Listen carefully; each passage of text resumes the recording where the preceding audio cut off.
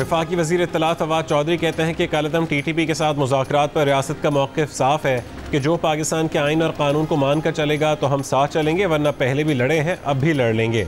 बोले, election commission में foreign funding के मुकदमात पर मुनासिब पेशरफ्त नहीं हो रही। PTI समेत तमाम सियासी जमातों की फ़ॉरेन फंडिंग के मामलात अवाम के सामने आने चाहिए। JUI पर फंडिंग के सिलसिले में इंतहाई संजीदा इल्ज़ामात हैं और TLP की फंडिंग का कुछ पता ही नहीं। पंजाब और KP के बल्दियाती इंतखाबात 100% वोटिंग मशीन पर हो सकते हैं।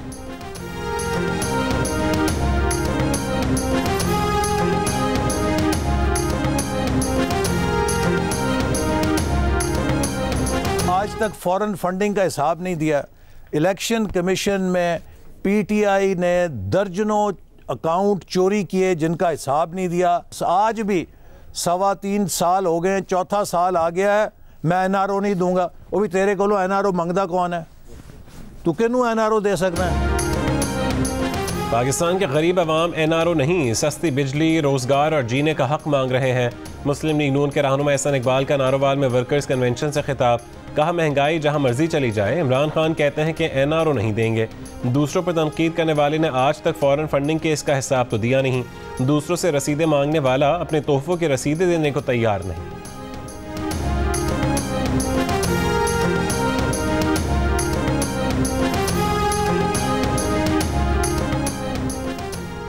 शदीद धुंध के बायस मोटरवे M2 ठोकर न्याज बेग से पिंडी भट्टियां तक बंद कर दी गई।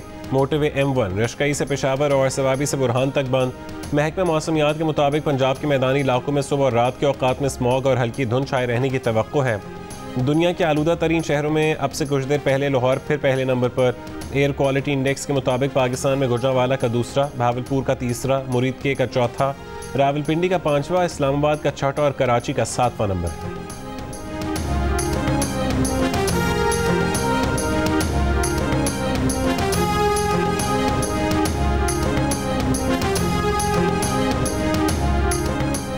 कराची के इलाके इब्राहिम हैदरी में मुबैना पुलिस मुकाबले में पुलिस एहलकार शदीद जख्मी, अस्पताल मुंतकिल। गुलिस्तान जौहर ब्लॉक 2 और माड़ीपुर रोड पर फायरिंग से 2 अफराद जख्मी। एडिशनल IG कराची ने तमाम ज़िले SSPs को पुलिस की स्पेशल पार्टियों और सादा लिबास एहलकारों से मुतालिक सर्टिफिकेट जमा कराने का हुक्म दे दिया। हुक्मनामे में कहा गया कि ज़िले SSP सर्टिफिकेट जमा करवाएं कि उनकी हुदूद में कोई सादा लिबास एहलकार तैनात नहीं। हुक्मनामा औरंगी टाउन में 14 साल लड़के की सादा लिबास पुलिस एहलकार के हाथों हलाकत के बाद जारी किया गया।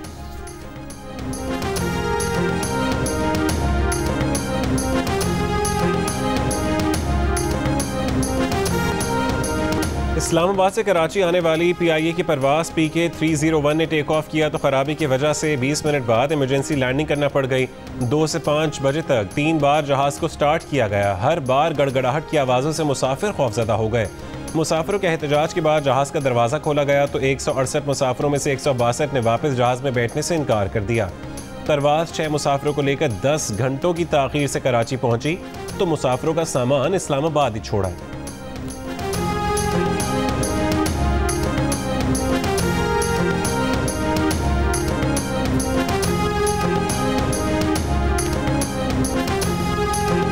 इलेक्शन कमीशन ने स्पीकर कौमी असम्बली असद कैसर की वायरल होने वाली मुबैना ऑडियो का नोटिस ले लिया। असद कैसर को ज़ाती तौर पर आज सवाबी में इलेक्शन कमीशन के दफ्तर में पेश होकर वजाहत देने की हिदायत कर दी। चेयरमैन पैमरा को भी स्पीकर असद कैसर की ऑडियो का फोरेंसिक करवाने के अहकाम दे दिए।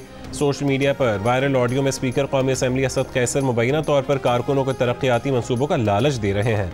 ये कहते सुना जा सकता है कि कोशिश करें हर विलेज काउंसिल में अपना नाजिम लाएं। अभी तक 2.5 अरब रुपए के टेंडर कर चुके हैं। 70 करोड़ रुपए तो वैसे ही उनके पास पड़े हैं। हर यूनियन काउंसिल को स्पेशल पैकेज भी दिया जाएगा। वो भी यूनियन काउंसिल के तमाम वर्कर्स की मर्जी और ख्वाहिश पर दिए जाएंगे। उनका हर कारकुन नाजिम के बराबर है।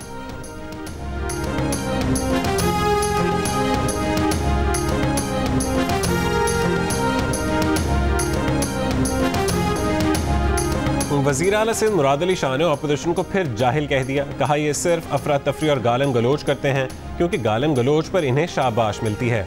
मुराद अली शाह ने यह भी कहा कि अपोजिशन को अक़लियत कहा तो इन्हें लगा कि इन्हें गैर मुस्लिम कहा जा रहा है। समझ से बाहर है अपोजिशन क्या चाहती है। सिंध असेंबली में बल्दियाती बिल का वही मसवदा लाए जिस पर सबसे मुशावरत की थी। उनकी सारी बातें मान ली थी, फिर भी इन्होंने हंगामा किया। तकरीर में कहा था कि जाहिल अपोजिशन से वास्ता पड़ा है।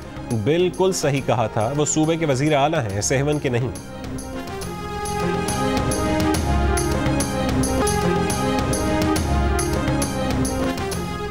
MQM पाकिस्तान के रहनुमा वसीम अख्तर वज़ीर आला सिंध पर बरहम, कहा मुराद अली शाह उन्हें अक़लियत कहते हैं। कराची 300 अरब रुपए से ज़्यादा टैक्स देता है।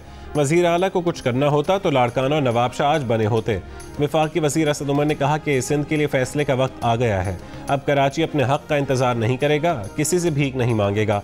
सिंध हुकूमत जितनी बार चाहे हमें अक़लियत कहे, लेकिन हम असेंबली में आवाज़ उठाते रहेंगे।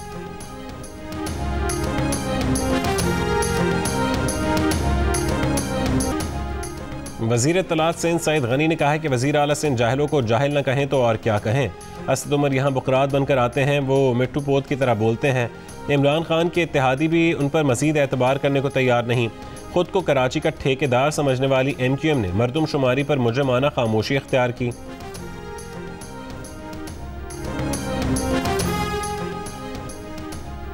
कराची में बिजली की कीमत में इजाफा हुआ तो ठेकेदार MQM चुप रही। वो वक्त चला गया जब वोटरों से कहा जाता था कि आपका वोट हो चुका। कुर्बानी के जानवरों की खाले छीनने का दौर वापस नहीं आएगा।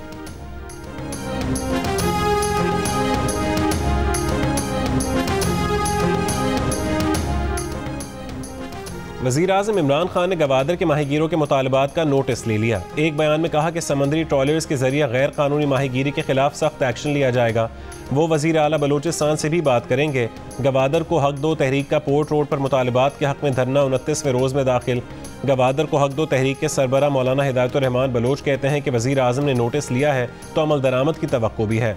मुजाहिरीन गवादर को बिजली पानी समेत बुनियादी सहूलियात की फराहमी, गैर कानूनी माहीगीरी के खात्मे और दीगर मुतालबात कर रहे हैं।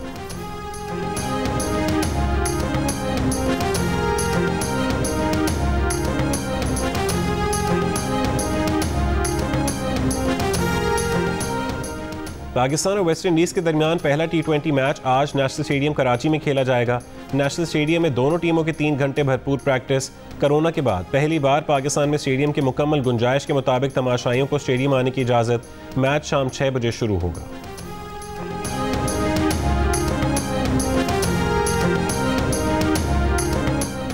पाकिस्तान सुपर लीग सीजन 7 के लिए टीमों की तश्कील मुकम्मल हो गई। लाहौर कलंदर्स ने प्लैटिनम कैटेगरी में फ़खर जमान, मुल्तान सुल्तान्स ने टिम डेविड, कराची किंग्स ने क्रिस जॉर्डन, इस्लामाबाद यूनाइटेड ने कोलिन मिनरो, पेशावर ज़ल्मी ने हज़रतुल्लाह ज़ाज़ाई और कोयटा ग्लैडिएटर्स ने जेसन रॉय को पिक कर लिया। कामरान अकमल सिल्वर कैटेगरी में पेशावर ज़ल्मी का हिस्सा बनने पर बतौर एहतजाज इवेंट से दस्तबरदार हो गए। PSL ड्राफ्ट की तकरीब पाकिस्तान के पहले स्पोर्ट्स चैनल जियो सुपर से बराह रास्त नशर की गई। इवेंट का आगाज़ 27 जनवरी से होगा।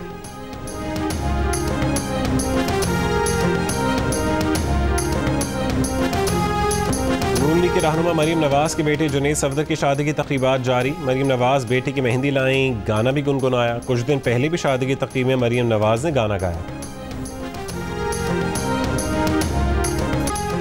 पाकिस्तान तहरीक इंसाफ के साबिक जनरल सेक्रेटरी जहांगीर तरीन लंदन पहुंच गए। ज़राए के मुताबिक जहांगीर तरीन 2 हफ्ते लंदन में रहेंगे, अहम मुलाकातें करेंगे। जहांगीर तरीन इलाज की गरज से बरतानवी डॉक्टर से भी मुलाकात करेंगे। मियां वाली में हफ्ते के रोज़ जलसागाह में दाखिल होते हुए पुलिस एहलकार को थप्पड़ मारने के इल्ज़ाम में PTI रहनुमा अमीर खान के खिलाफ मुकदमा दर्ज कर लिया गया। DPO के मुताबिक तहकीकात के बाद PTI रहनुमा के खिलाफ मुकदमा दर्ज किया गया। PTI रहनुमा ने जलसागाह में तलाशी के लिए रोकने पर पुलिस एहलकार को थप्पड़ मारा था।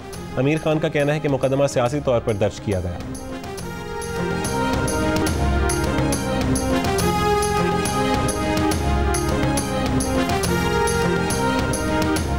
साबिक चीफ जज गिलगित बल्तिस्तान राना शमीम के बेटे अहमद हसन राना का कहना है कि वह रवां हफ्ते कराची रवाना होंगे।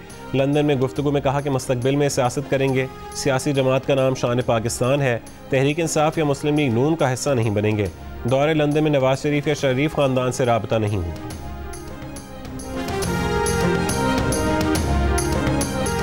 बरतानिया में ओमिक्रॉन केसेस में तेजी से इजाफे के बाद कोरोना अलर्ट लेवल 3 से बढ़ाकर 4 कर दिया गया। कोरोना अलर्ट लेवल 4 का मतलब वबा का फैलाव बहुत ज़्यादा है। बरतानवी वज़ीर आज़म ने Omicron emergency booster national mission का ऐलान कर दिया। कहा तमाम बालिग अफराद को नए साल से कबल बूस्टर की पेशकश की जाएगी। 3 महीने कबल दूसरी डोज लगवाने वाले बूस्टर लगवाने के हकदार होंगे। माहिरीन के मुताबिक तीसरी बूस्टर वैक्सीन तहफ़्फ़ुज़ फराहम करती है।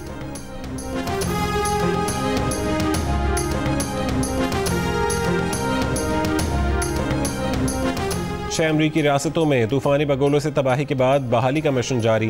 तूफ़ान से हर तरफ तबाही के मनाजिर, हलाक अफराद की तादाद 94 हो गई, दर्जनों लापता। बसे बसाए शहर लम्हों में मलबे का ढेर बन गए। सिर्फ केंटकी में 80 अफराद जान से गए। गवर्नर केंटकी का कहना है कि उन्हें खौफ है कि कहीं मुर्दा खानों में जगह कम ना पड़ जाए।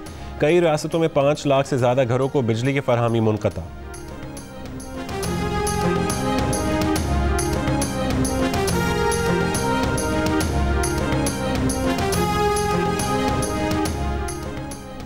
दुनिया के ताकतवर ममालिक के ब्लॉक G7 की ईरान और रूस को वार्निंग। कहा अगर रूस ने यूक्रेन पर हमला किया तो उससे भारी कीमत अदा करना पड़ेगी। बरतानिया के शहर लिवरपूल में G7 इजलास में मॉस्को से कशीदगी कम करने का मुतालबा।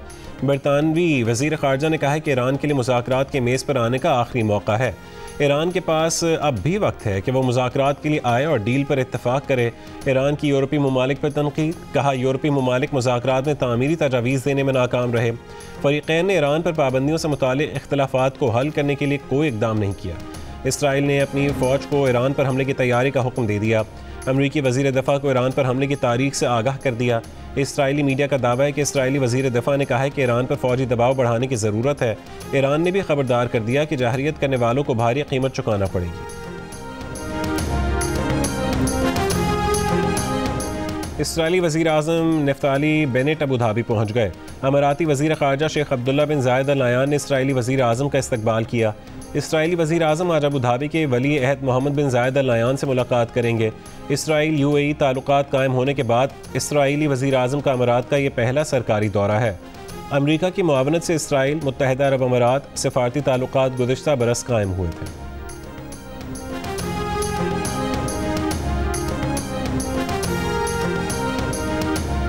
पाकिस्तान हॉकी टीम के सीनियर गोल कीपर्स के वीज़े मिल गए। अमजद अली और मज़हर अब्बास गैर मुल्की एयरलाइन की परवाज़ से ढाका रवाना हो गए। कहा कि कल पाकिस्तान के पहले मैच में कौमी टीम का हिस्सा होंगे। बेहतरीन परफॉर्मेंस के लिए भरपूर कोशिश करेंगे। एशियन हॉकी चैंपियंस ट्रॉफी कल से 22 दिसंबर तक ढाका में खेली जाएगी। वीज़े न मिलने की वजह से गोल कीपर अमजद अली और मज़हर अब्बास टीम के हमरा नहीं जा सके थे।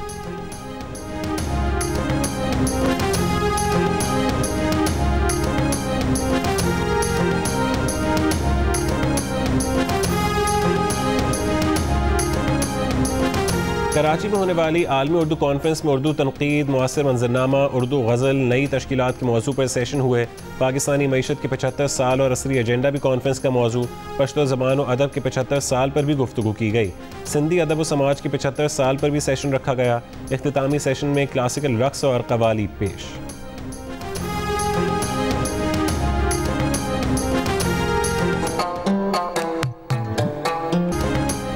लाहौर ब्राइडल किटो वीक अपनी तमाम तरानाइयों और जलवे दिखाकर 3 रोज़ बाद ख़त्म हो गया। आखिरी रोज़ 5 डिज़ाइनर्स की मलबूसात पेश किए गए। उमैर जसवाल और शाज़िया मंजूर की परफॉर्मेंस ने रौनक़ें दोबाला कर दी। मॉडल अलीज़े शाह शाज़िया मंजूर के साथ परफॉर्मेंस के बाद फिसल कर गिर पड़ी।